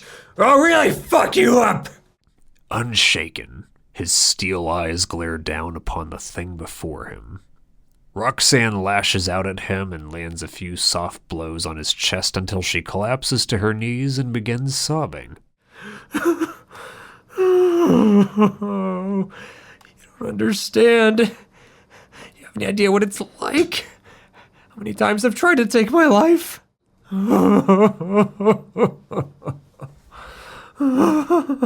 didn't think things would be this way. The creature stands upright again and draws a deep breath. I'm a failure, but I can't abandon the... A glimmering Bowie knife pierces its uterus. Roxanne's eyes widen as the mouth gapes and gasps slowly for air. Chad looks into its empty reptilian eyes as he pushes the blade further into the torso, twisting it. A soft gasp grows to a guttural howl as Chad rips the blade out, tearing some embryonic entrails of the partially formed abomination from the womb. In out, in out, in out. Chad plunges the hefty dagger of glory, conjuring up a mushy sound as he continues to disembowel the entrails and embryonic filth inside the carbuncle before him. He rips the blade out one last time, shearing a slice of tit as the creature falls to its knees, baying at top volume. Chad brandishes a .45 caliber handgun and blasts a hollow point cocktail into Roxanne's unholy cunt. As the round mushrooms out and severs the clit, rips the labia to shreds and pierces further, Roxanne howls and whimpers babbling shrieks while the blood pours from its eviscerated snatch. A shrill batch of high-pitched screams join the ruckus. Chad looks to the Jeep and sees the 4 offspring looking through the windshield. To shut their filthy orifices permanently and bring the world one step closer to paradise, Chad throws the Jeep door open and blasts the 12-year-old prick with another .45 round, blasting its ugly skull to pieces. The blood and brain matter splatter all over the remaining offspring. Chad blows the 10-year-old's throat open with another round and shoots the 9-year-old in the chest, tearing a gaping hole in its torso as the shards rip its heart and lungs. The 8-year-old fucktard with never-to-be-developed bat boy teeth sits in the back ululating while Roxanne continues howling in guttural pleas that must be silenced. As a special treat for the most abhorrent of the litter, Chad yanks down its pants, brandishes the blade of splendor once more, and slices off its nubby prick as a gush of blood sprays and it howls a piercing shriek and grips itself while Chad sinks the blade into its eye, slicing into that repugnant mug repeatedly, penetrating the skull and splitting it open with ease, tearing out brain matter with the toothy ribs of the blade's upper edge. Chad grabs it by the head and bites its ear, thrashing like a wolf as he rips it off, tearing loose slivers of flesh not unlike peeling shrink wrap. The gurgling munders of atrocity flood into the fuckwit's throat and muffle its shrill screams as it perishes gradually. Roxanne's raspy screams continue to bellow and howl outside. Chad steps out and stabs it repeatedly in the throat as mushy gags utter and sputter from its mouth and throat hole as it gurgles and strains while it fades from existence forevermore. He wipes the blood-smothered blade on Roxanne's dead flesh, more appealing in death than in animation, and walks back to his chariot. Lutundere! On his triumphant ride back to the palace, the splendid final notes of Rienzi praise the chariot and its captain. Though covered from head to toe in fresh blood and glimmering gore, Chad's heart swells with pride as he lights a victory cigar. Pantheon 5. The next morning began as all mornings do. The goddess of the sun, fiery soul, continued her everlasting flight from the wolf's skull and brought with her a sunrise. This particular sunrise was glorious and exquisite beyond the written word, as if all the gods and beasts and elements of the world united as one and rejoiced in the cleansing under the golden glimmer. Proceeding from a tranquil sleep among sleeps, bleary-eyed and fumbling blindly in the waking hour, Earl slugs his way through the hall, swaying a bit as he stumbles into the grand room of the palace. He strains his eyelids open while his nervous system checks and the curtains to the windows of his soul open to be greeted with a most pleasant vision. With glowing skin and freshly washed hair, Chad flashes his trademark smile. "Good morning," his good-humored yet manly voice announces. "Did you sleep well?" Earl nods, light in his motion. "Yeah, I actually feel all right." Chad continues to smile while looking him straight in the eye. "You haven't put on the news or anything this morning, have you?" Earl's eyes drift and he slowly shakes his head, uncertain. Chad puts his arm around Earl's shoulder and gently pats him on the back. "Good. There's nothing worth watching on mainstream TV anyway. Enjoy yourself. You've earned it." And so Earl continued the next 3 days unaware of the permanent solution to their Roxanne problem. What a heart has he, dear Chad, for rescuing his great friend, but not gloating his achievements in any way. The city of Dayton and the world surrounding rejoiced.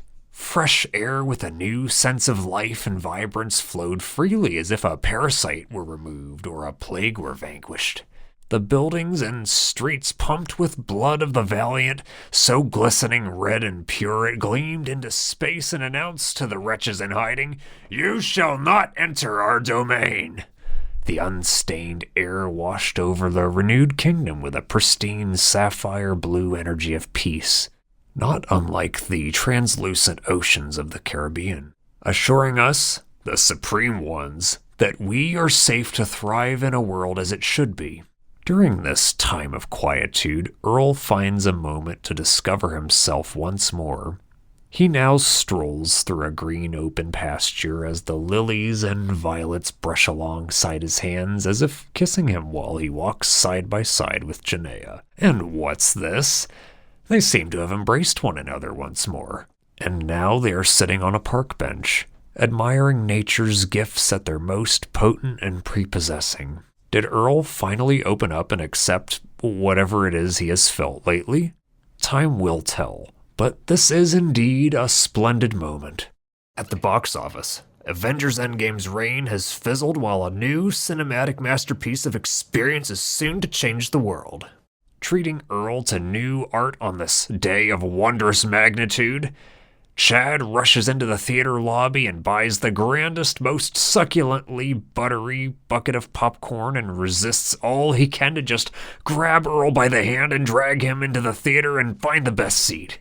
His hastiness is justified, though, for they have arrived 30 minutes early and the theater is already packed. Near panic at the thought of experiencing new trailblazing art with an imperfect seat, Chad skitters to and fro up the stairs and down, scanning the aisles a mile a minute as a hunter's hound seeks its prey. Chad points to 2 seats in the front row and rushes in full speed with Earl trailing behind like a tottering dope before taking his seat.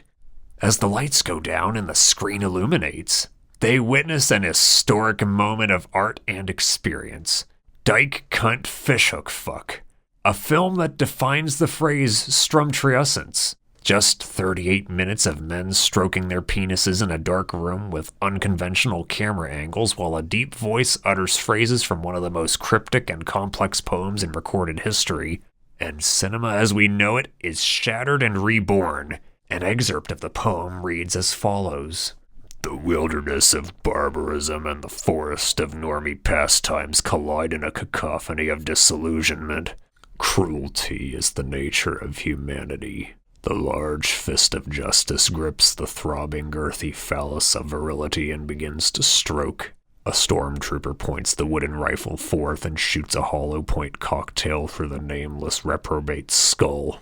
spattering all remnants of life upon the ceiling. Every attempt to pacify the existence of continuance leads to the futility of feces. The fist of judicial servitude jerks the pulsating cock of reason. A monk immolates himself to the sound of heroin. Another execution in Chinatown. And another probe of the gas chamber anoints. A nuclear blast plows through the soils of fortress. The roaring inferno sears woods of fur and life. And the wall feces art continues to distract us from earthly cares as we succumb to its majesty.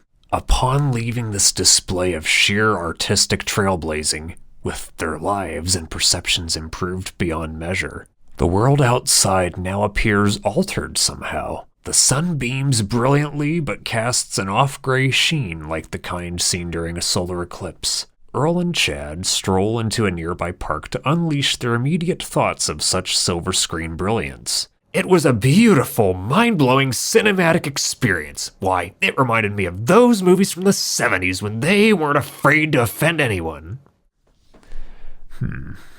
Well, I'm glad you liked it. Don't tell me you didn't like it. You know what? It was awesome. I just love sad, pathetic cries for attention. You don't like anything. Fine. You stay on the wrong side of history then. Next time I treat you to experiential art, I'm not buying your ticket. I paid for mine.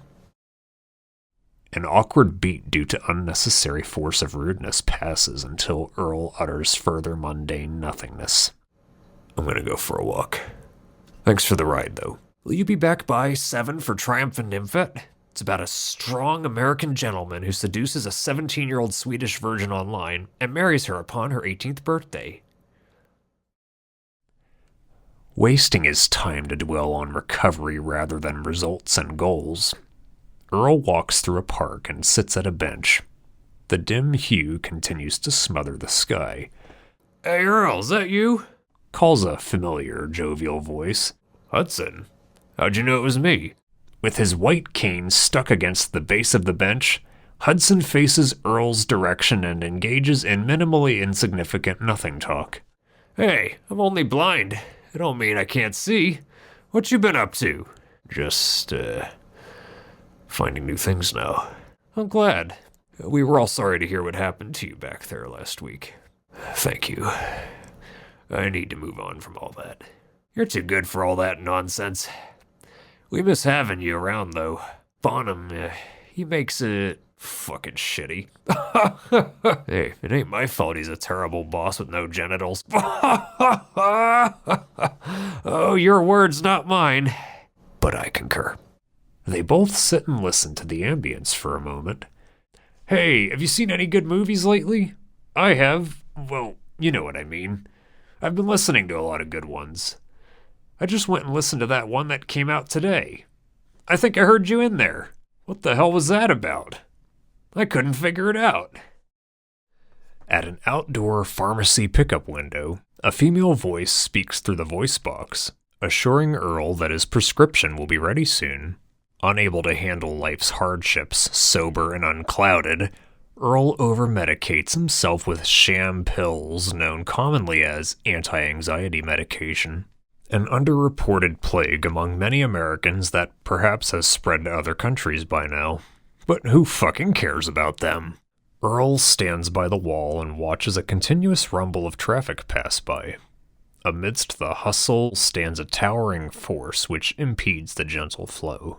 Drawn to this formidable orc of a human, he focuses his gaze upon it. Osmond's steely, unblinking Neanderthalic stare glares through the flow of traffic as he stands there with his eyes locked on. Unnerved, Earl looks back at the pharmacy window and starts tapping his foot as he glances back at Osmond, still as a statue, and then back at the window. He knocks on the glass. "How's it going in there?" Not a peep, in spite of the mundane chatter echoing from within.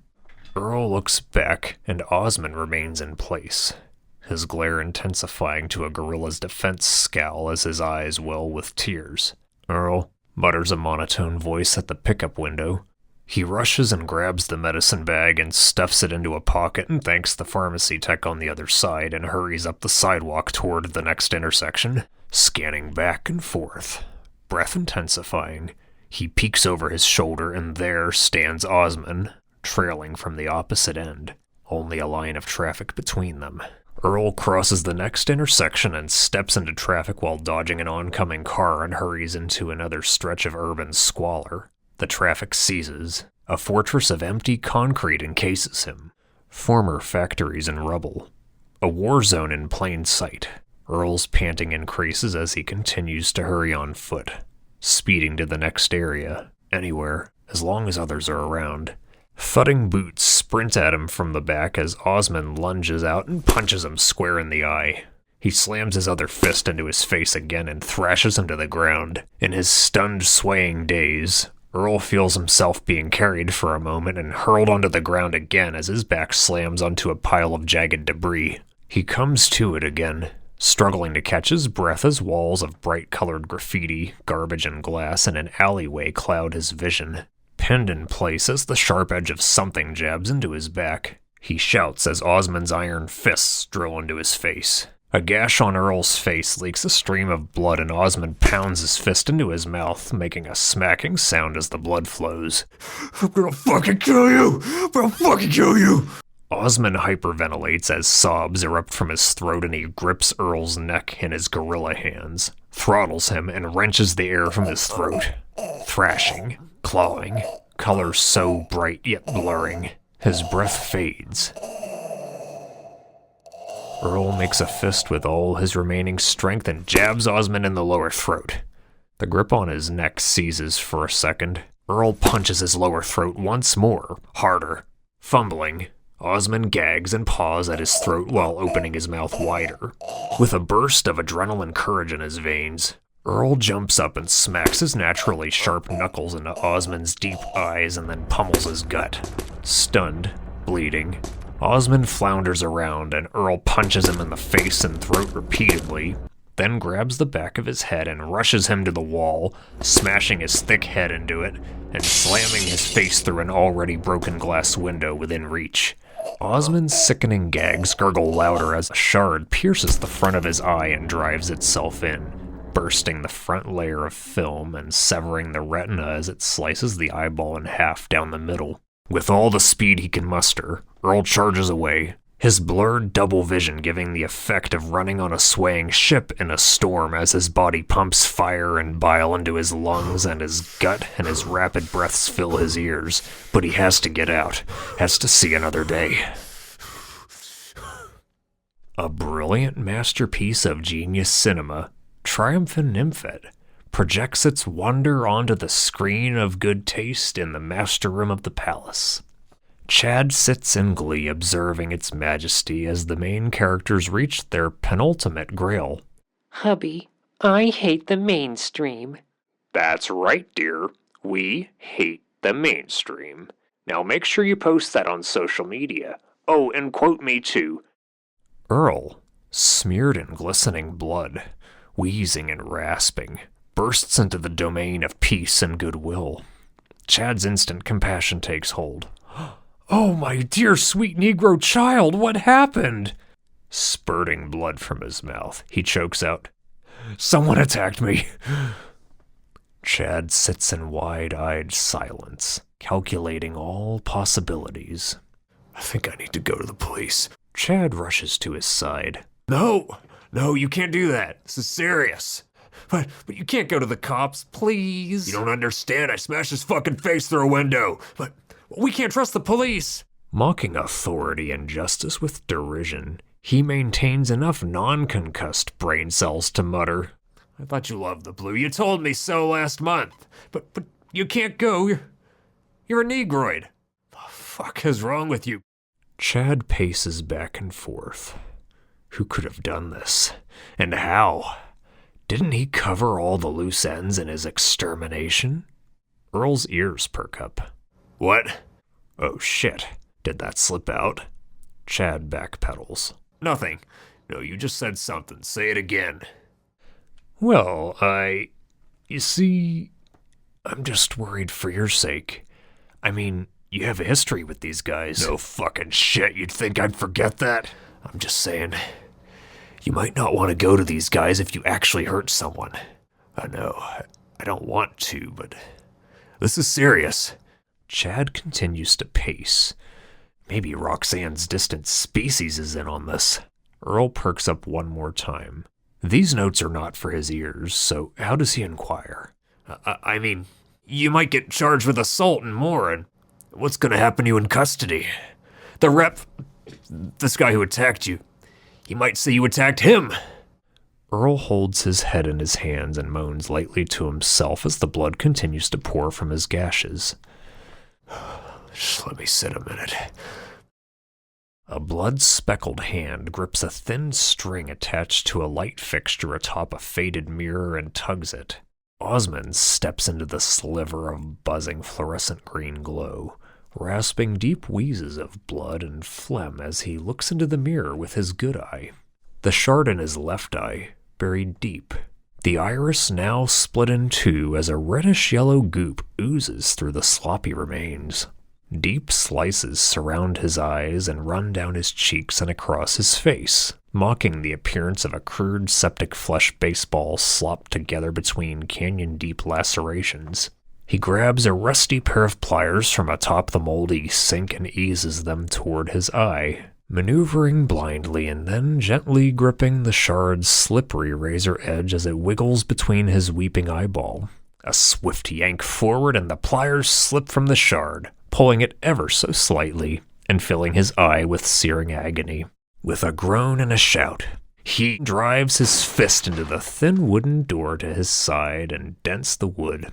A few swift hyper-breaths, like a vocalist's warm-up, a guttural grunt, and a gruff "hooah" exhalation. He rips the glass shard and yanks it from his eye, ripping a layer of eye skin with it and peeling a piece of his iris in one swift movement. Spurts of yellowish-red fluid leak from his eye and stain the mirror and sprinkle the wall as he flails blindly, and a pathetic cry emanates from his throat as he sobs and punches the dented door once more, splintering it deeper. Kicking a stack of empty bottles away, Osmond opens the bottom cabinet and finds a grimy rag and a bottle of bottom-shelf whiskey. He pops the bottle open, drenches the rag, and stuffs it into his eye socket, smothering what now resembles a bloody skinless grape. Like a self-immolating monk, he holds the bottle over his head and dumps the rest of the whiskey onto his face. The golden-brown fluid runs into his gaping open wounds as he groans and shudders and then thrashes his head like a dog before he wraps a bandage around his face. He binds it, then, in a cat-like pawing motion, taps on the rag, smothering his eye. Osmond trudges through the streets in the fresh darkness, stomps beneath the trapezoidal glow of a street lamp toward a rusted van spray-painted gray with the side windows boarded from the inside and crudely painted over. He throws the driver door open, collapses into the seat, and slams the door shut, rattling the side mirror. Dayton Radio Services for the Blind. Serene and mild for once without the onslaught of loony bin babbling. Mitch drags his feet in his usual T-Rex posture as he shuffles at a snail's pace toward the lobby, and muffled audio from Hudson's inspirational talks echo behind a solid door from up the hall. Janaea sits in the dark, the computer screen glowing blue while she types. You all good to close? Yeah, I got it. See you tomorrow. Bonham steps toward the lobby and halts when a buzzing in his pants goes off. He pulls out his phone, groans, and then marches back into the admin office with impotent rage. Fixated on the document on screen, Janaea continues to type. Out of the corner of her eye, a shadowy, hulking figure swerves past her door, catching her peripheral. She lets go of the keyboard and leaps from her chair, moving swiftly into the hallway. This hulking silhouette of Osmond lumbers down the hall and peers into the locked edit rooms. Sir, we're getting ready to close. The perpetual mustard haze of the overhead fluorescent glow dims to an icy blue as she approaches Osmond while he looms and leers into the other rooms. Sir? Hey, if you don't leave now... He swivels and turns to her. The tight gauze over his sliced eye seeps with red goo. Where's Earl? He unsheaths a jagged blade, speckled with dried blood. Stuck in her tracks, yet firm amidst her inner tremors, she draws a breath. You need to leave. Where the fuck is Earl? He rushes into her face and holds the blade to her throat. Get out of the build! You tell me! Leave the building! Osmond grabs her shirt and shoves her to the wall as she hollers. Don't you fucking— Fuck you! You tell me where he at, you fucking— Bonham rushes through the admin door and stands in place, cowering as his beady eyes flare.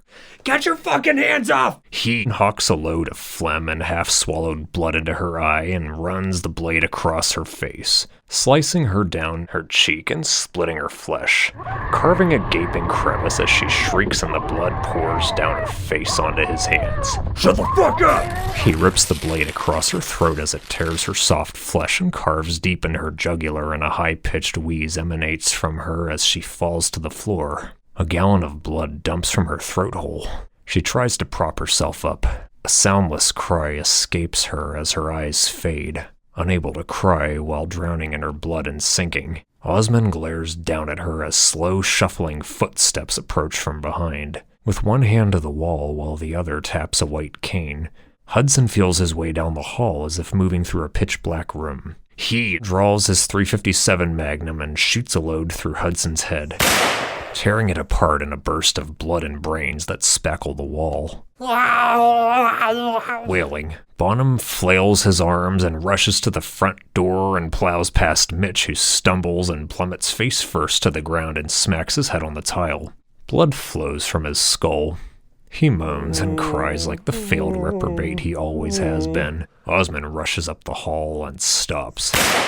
Shoots Mitch in the head, blasting his skull open. He kicks through the front door with his gun drawn and paces the parking lot. Across the way, Bonham flees to the street with his little legs flailing. In swift pursuit, Osmond rushes up and fires a round into Bonham's back, knocking him forward while spilling his intestines onto the pavement.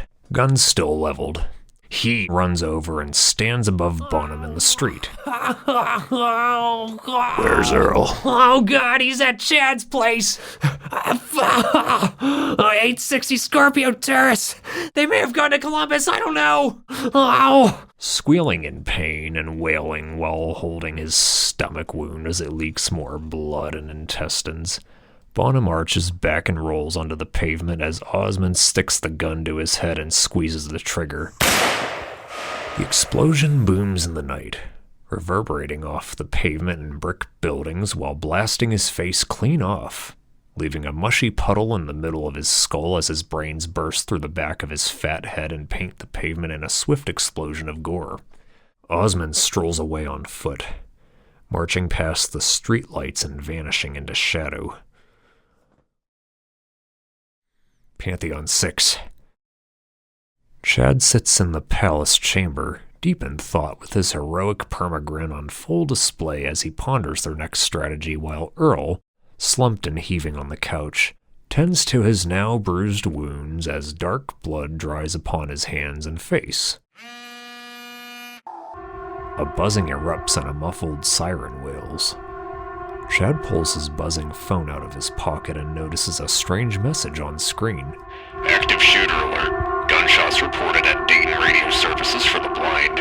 Suspect at large. Extreme caution advised. We gotta go. Get your things, we gotta... Chad jumps from the chair and rushes to the kitchen and returns in a flash, cocking his .45. Earl stands slowly. What's going on here? I'll tell you on the road, but we gotta get out of here. Yesterday! Earl grabs his wallet and keys from the table and hits the lights. In the pitch dark, Chad pops the Venetian blinds open and peers through, scanning the street. Then creeps to the front door, peeks outside for a moment, and rushes out. Go! Get to the chariot! Earl mounts the chariot with haste, and Chad takes the wheel, speeding away and whipping around a corner and blowing through the stop sign while another speeding, rusted van peels down the road and passes with equal fury. Earl peers into the rearview mirror and looks back at Osmond's van. What the fuck is going on? The palace is breached. The front door bursts open with splinters of wood flying as Osmond slams his hefty frame through it, with some help from a crowbar. He bustles into the darkness and finds the lamp to the main room and flips the switch. A yellow glow emits. He searches every bedroom, rummages through every cabinet, flings some cutlery around in the kitchen, and then sits on the couch in the main room and sorts through a stack of mail and other such papers. The chariot charges forth with speed and might into the darkest hours, traversing one of the many major highways covering Ohio. Chad peers into the rearview mirror, then looks back to the main road. Earl, his wounds now scabbed and bruised, pulls out his phone and dials a number. Who you calling? Earl remains silent. I asked you a question. Who are you calling? Earl holds up a hush finger as a muffled female voice resounds through the earpiece. Do not disobey me! Who the fuck are you calling? Christ, fuck, I'm calling Janaea. Hey, no need to get smart with me. I asked you a simple question. What's going on with you anyway? I have had it up to here with your disrespect. I brought you into my house out of friendship. The least you can do is thank me because I did not have to help you. With undue insolence like a bitchy teenager rolling her eyes, Earl glares and exhales, then looks back at his phone and texts someone. A shrill alarm sounds off from his phone and a new notification with bold letters shines bright. Oh my God. There was a shooting. At work. Oh fuck. Janaea. The shrill alarm blares on a loop. He sets his phone down gingerly on his lap and stares ahead for a moment, then swallows hard and holds his hand to his mouth, looks out the window and stifles soft sobs, unable to swallow them now. Though Chad has every right to step in and slap him out of it. In the kindness of his grand old heart, he continues to commandeer the chariot in silent stoicism and allows Earl a moment to unleash his emotions. The goddess of the sun, fiery soul, continues her perpetual flight from the wolf skull and carries with her another sunrise to embark upon this fateful day. Preston sticks a heroin needle into a gangrenous injection mark on the largest vein in his penis and shoots up. He groans and drops the syringe to the floor and stumbles out the door into the blinding white sunrise, shielding his eyes like a dying vampire as he shambles through a littered alley, kicking glass and trash with every step. A rusted orange car sits at the end of the alley, parked in the street. Trenton, in the passenger seat, loads a revolver and waves for Preston to stop shuffling and get a move on. Preston drags himself, steps stumbling as he gets closer, and flings the door open and slouches into the driver's seat. Engine rattling, sun glaring, he drowsily revs the engine, blasts the radio, which rumbles some sludge metal song as he speeds ahead, cutting off an oncoming car and rushing through red lights, tailgating other cars and weaving in and out of his lane with a stupid wannabe badass expression on his meth head mug. A phone buzzes and Trenton answers. Osmond's crack-throated inflection rumbles through. Hey, Trenton. Yes. You got Preston with you? Yes. Then get a move on. Yes. Blasting through a red light past a phalanx of honking horns and swerving cars breaking in their tracks, their orange car blasts into the white-hot sunrise as if flying with the wind through yellow clouds of fire and haze. Seriously, what is all this? Having endured needless nagging, Chad finally breaks. Relax. Who do you know that you're not telling me? Nothing. Do you know who attacked me? No! Bullshit. What do you know that you're not saying? Hey, life isn't always about knowing things. Earl clenches his jaw. Pull over. Bad idea. I said pull over, damn it! Chad exhales and swerves to the side of the road. Earl swings his door open and stomps out and...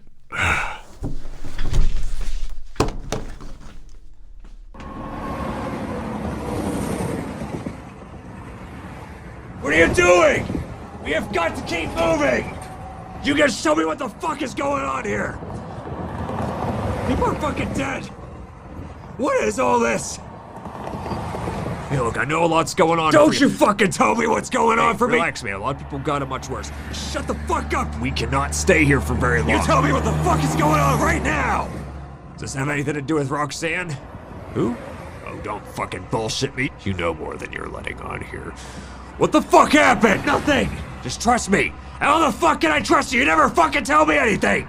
Hey, listen, man, I did not have to fucking help you! Never asked for your help, you fucking pretentious ass fuck! What the fuck are we in the middle of? Hey, there's a lot going on in the world right now. Nobody gives a fuck what you believe in! Fucking shit! Pantheon 1488. Razor slits of branches and bushes zip by like black and white veins of obsidian slashing the brilliant sky as their rattling, duct-taped van flies further along. With his greasy, tightly bound ponytail, Preston focuses his crackhead stare on the road ahead as he vice grips the steering wheel. Trenton sits beside him in the passenger seat, looking at a tablet, punching in data and tapping on the screen, in between scratching his facial scruff and clawing at the weeping heroin wounds beneath his sleeves. In the open space behind them, Osmond bumps and rocks along with the jitters of the road as he spreads a green tarp in the torture zone. I need to show y'all his pick again. Averting his gaze beneath his hollow eyes, Trenton grunts. We got it. Osmond looks at something on his phone again, scrolling rapidly. I heard something about Chad, that's whose house we were at. You must be with him. This ain't our first goat fuck. Relax. Yellow pus and dark blood flow from the flapping eye patch as Osmond pulls out his box of tricks. Dried blood lettering on the side reads, Medieval Torture. Misspelled, mind you. Reaching into the brown spattered mess of past blood and rotting flesh chunks, he runs his inventory. Thumb screws, check. Breast ripper, check. Pair of anguish, check. He collapses to the ground just before a tall cornfield, rasping for breath, then chokes. Just tell me, what the fuck's going on? Chad sits beside him and lays a gentle, mighty hand of compassion upon his back. Sure, but we've got to keep moving. I mean it. Eyes shut, Earl folds forward as his head anchors itself to the ground and he hauls himself back up, gripping his eyes and groaning. A few cars zoom by, zipping through the summer morning ambience. The chariot barrels forth into the ethers of time, yet not a peep resounds from within. Chad stares ahead, focusing on the road until a foul sensation plagues his soul. He glances to the right and checks on Earl, who sits there doing nothing. Such obvious disrespect. But now our hero notices something unusual. What has happened to Earl? Such intense emotions. Yet he once refused to fight the monster who raped his honor. In his own castle, too. And he didn't even appreciate the beauty of dyke cunt fishhook fuck. Perhaps Earl did not want to fight her because... Watch the road! No, it can't be. Moment of truth. One last test will prove another. Fighter pukes make movies. Bomber pilots make history. Chad gleefully pipes up. Earl looks at him with blank bemusement. You know, Flight of the Intruder. Not a titter from Earl. A blank wall of nothing. Don't tell me you've never seen it. I've never heard of it. Halt the phones. Stop the presses. For shame, Chad. All this time tracking reptilians, when little did he know. Perhaps Earl caused all of this to enable the ongoing supremacy of his race. Of course. No wonder he didn't want to fight one of his own breed. The icy stake of treason pierced his bleeding heart. Earl, his dear friend for many years, had the gall to betray him in such rodential fashion. Chad glares past the stars of time and galaxies ablaze. Now it is all so clear.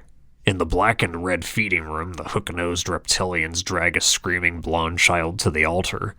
The face of the lead reptilian is now clear as he draws the wretched blade to slice the child's throat for all the groveling horde who thirst on the vicus flesh of an endangered race. The lead reptilian now displays Earl's negroid features and neatly braided dreadlocks as he grins a snarling smile with piercing razor-sharp teeth caked in fresh blood.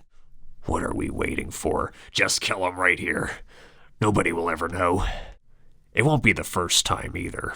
Chad's right hand grips the pistol, but does not unsnap the holster, for he has mastered the strength of will and decision. But he is ready now, hard up and poised to abossinate every reptilian Ubermensch, hungry to hang every half-breed mongrel that has spread its genetic feces for far too long, thirsting to rape and decimate every traitor who wouldn't kill to save their race. So it's come to this, our generation's day of the rope. Chad looks back upon his youthful achievements, for he was no stranger to justice, and he dished it out in great supply, especially during the washroom rape of a weaker boy and the feeding of glass and antifreeze to a neighbor's yappy dog. Punishing the weak in the name of justice was and is his purpose in life. And yet, his heart now beats to a different drum. I think we've bought ourselves some time. You want to stop and get anything? Looks like there's a gas station coming up. Earl sits for a moment. Yeah, that'd be great, actually. Soaring down the freeway and pirouetting off the main line, the glorious chariot beelines toward a gas station near the off-ramp. Swaying through the parking lot and halting before the main entry, Chad parks the chariot in a designated parking location. Earl opens the door and steps out, then leans down and pokes his head back in. You coming in too?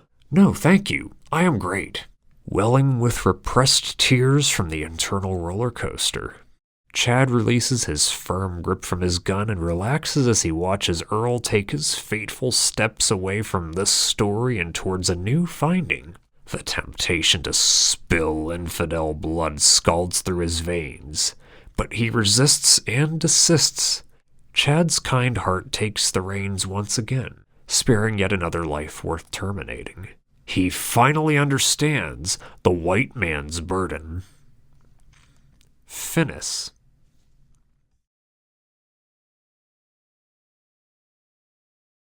Emergency pickup.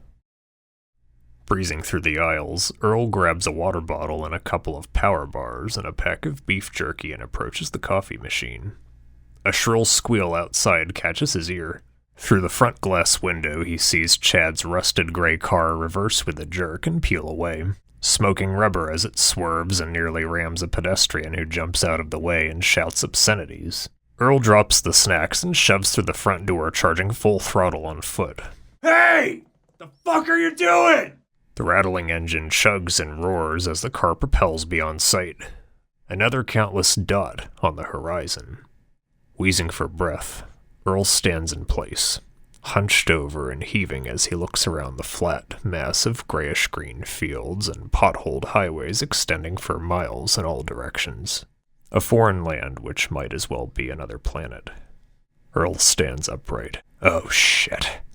He reaches into his empty pocket and fishes for his phone. Nothing.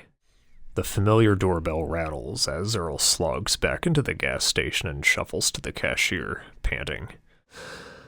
Sorry about that. Do you have a phone I can... Never mind. He turns and plods away, gently heaving with each step. Need me to call someone for you? No, thank you, though. You got any good restaurants around here? He shovels the last bite of a Western omelet into his mouth. 2 small empty plates and a steaming cup of coffee sit before him at a small booth by a window. He sips from the coffee mug and observes some of the other patrons in the modest, Americana-themed diner. An unfamiliar pop country song plays faintly through rumbling speakers. A few truck drivers converse at the bar while a handful of families with kids find their way to and from their respective tables. Other lone travelers sit in solitude. Earl secretly glances at each one with a sort of new reverence for total strangers. Were their lives also filled with misery? Did they ever know happiness? Have I ever known happiness? I'm not sure anymore. A man and a young boy, his son most likely, sit at a booth laughing at something they drew in crayon on paper. Earl takes a long sip of coffee. Another lone stranger toward the back corner of the booths catches his eye. A grizzled, leathery man with long, stringy hair, a bear-like beard, and dusty black clothes, gulping from a sweaty glass of water between wet smoker coughs while staring at the table through pale eyes. Nowhere to go now, but beyond. He stands there, in a sedate daze, looking at a large framed photo of a pastoral farm that adorns the lobby wall while cash register dings and digital beeps ring around him. A short man before him places his billfold back into his flannel shirt pocket and steps away. The cashier looks up. Next, please. And how was everything today? Very good, thanks. He sticks his card into the reader. And how's your day? In the adjacent line for pre-orders, Preston stands and waits, gazing at nothing. He looks to his left with his bulging eyes, which widen further as he sees who is standing there beside him. Across the way, the peppy cashier's sunny yet professional demeanor loosens as she makes small talk with Earl while he presses a few buttons on the debit machine. Earl chuckles at something she says, and his posture relaxes further as one of his knees bends slightly and he leans on the counter, looking her straight in the eyes. Preston's mouth gapes open a moment. A pot-bellied, stumpy waiter steps up to the pre-order counter, hands a bag to a customer, and calls out, "Next!" in an ill-fitting accent. Earl strolls through the front door as Preston's bloodshot gape follows, swiveling like an owl's head. "You picking up?" Preston stands there a moment, watching with a gagging expression, lower lip trembling. "Hey, buddy, sometime today. You picking up? What the fuck is your problem?" Strolling along a straight country road further into fields past fading barns and centennial farmhouses, Earl's wandering mind lets his body float with foreign ease for the first time in countless eons. I wish I had something to listen to now. Radiohead, Gorgoroth, Body Count. I haven't heard them in a minute. I'll just have a smoke. I haven't heard birds like these in a while. Do I not pay attention to them? Maybe they vanished. Earl passes a row of dying trees and walks onto a ramp and continues through the wooden opening of a red-covered bridge. Footsteps echoing along the pavement and hollow wood. He stops at an opening to watch the gentle, streaming water as it trickles below. You're the furthest thing from a black man. The whitest black man I've ever met. Who said that anyway? Can't remember. Nicest weather we've had in a while. I can hear all the planes out here, louder than usual. Weird that I never noticed them in Dayton. I wasn't far from the airport either. Is it too late to become a pilot? You're alive, for what that's worth. Nothing's holding me down anymore. I can do whatever I want now. Dank, earthy musk from the creek bed triggers a wave of visions long forgotten. Walking home from school on a bright, warm day as flowers bloom. Playing Crash Bandicoot on PlayStation with Brendan while my dad and his dad chopped down part of a tree in the yard. Chasing the ice cream truck. Drinking Kool-Aid at the cabin. Playing with the slingshot, hitting cans and bottles. The time we had that rock war in the creek, when I insisted I won even though they said I died when the game began. Trickling water from below, along with his footsteps, echo along the roof while he strolls. He stops at an opening to gaze at the gentle stream below. I think my headache is gone, or I don't notice it anymore. My whole body feels like it's sinking, like I have concrete shoes on my lower back. Is it bad this area makes me think of Deliverance? The early scenes in that movie actually make the outdoors look like fun. I could live like this. Have a nice cabin out here one day, kayak the streams on summer days, sit by the fire on cold winter nights eating ribs. Maybe a husky by my side, or a cat. A little gray guy like the one I used to feed when he came over. Maybe my kids are all grown by then. Finishing college. Military, perhaps. Why didn't I pursue that? I could have seen more of the world. Places I could never afford in a million years. I don't do well with authority, but I can keep my mouth shut. Sometimes. Most of the time. Dad always recommended the Navy for me. It worked well for his dad. I could have retired by a certain point and been able to get a nice place for Dad out here. come visit with Janaea and the kids, hang out in his study and see how much of his bourbon collection he gets out. He's doing well for his 80s, and Janaea and I aren't bad for 55 either.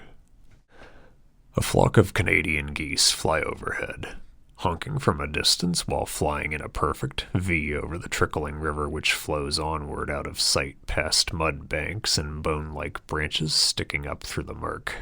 As if hurled from a reverie, the metallic roar rumbles from the end of the bridge.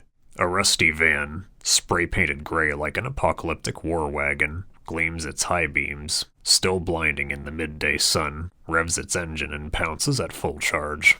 Earl barrels forth and rushes to the other end of the bridge, which seems to crawl further as he gets closer, his breath wheezing in his ears as the van snarls closer with every pace and he barges out of the bridge and veers off the road into a hill below.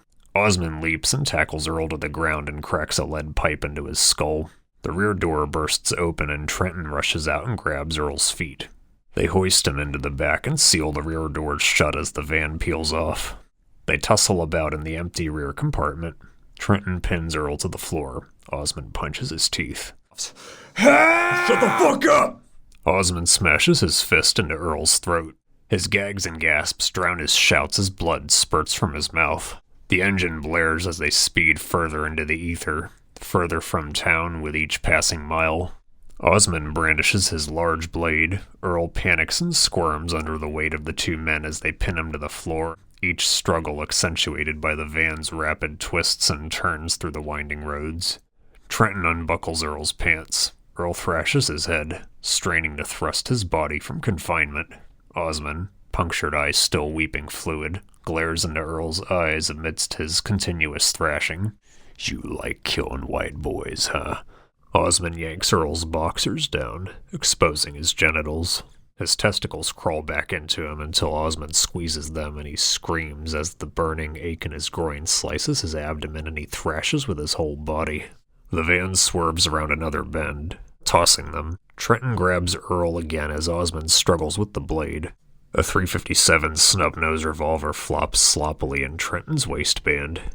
As they round another corner and its pull shoves them off balance, Earl thrashes a bit more and flings his arm free and snatches the gun and squeezes the trigger, firing 2 shots that rip through Preston's throat. Gurgling groans emanating wildly as he swerves across the interstate into oncoming traffic while arterial blood smothers the windshield and the van pummels into another truck and skews off the road into a ditch down a hill while all are hurtled in the fray and Earl fires around into Trenton's abdomen and blasts Osmond in the jaw at close range, blowing a massive hole in his face as his jaw dangles by a bloody thread and the van pounds into a tree, hurtling all of them, flinging Trenton groin first into the blade, which slices through his pants, punctures his pelvic bone, and impales his penis and testicles together like a shish kebab while he wails shrilly as a warm, meaty pool of sliced flesh and meat ooze through his pants onto the floor, and Earl stomps on Osmond's half-severed jaw repeatedly until he hears a subtle snap and a muffled moan, and he stomps his face again, severing his whole jaw, which falls to the floor, leaving his mouth a gaping throat hole.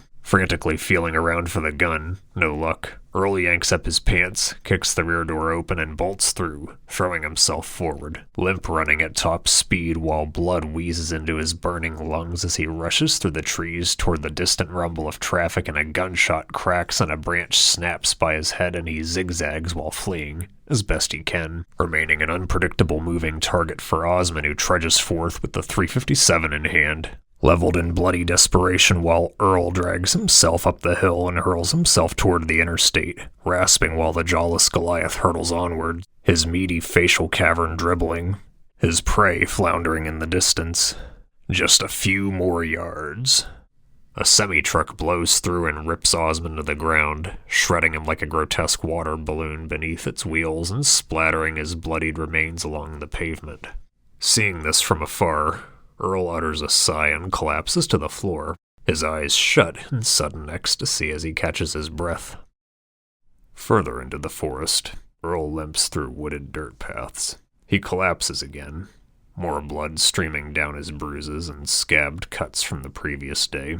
Deep in the bramble of trees ahead, a shadow glides toward him, almost floating through the branches with ease.